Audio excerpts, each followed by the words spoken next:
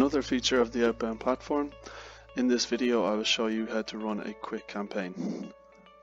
So you will select create, you will write the name for your campaign along with selecting the prospect list.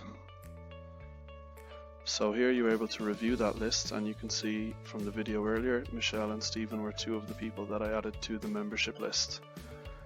Here you would select your template, and also here are the variables that you can drag and drop depending on what you would like to use.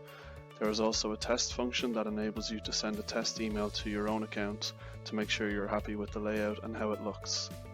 Once you're happy, you'll select next, and this is a further email review section.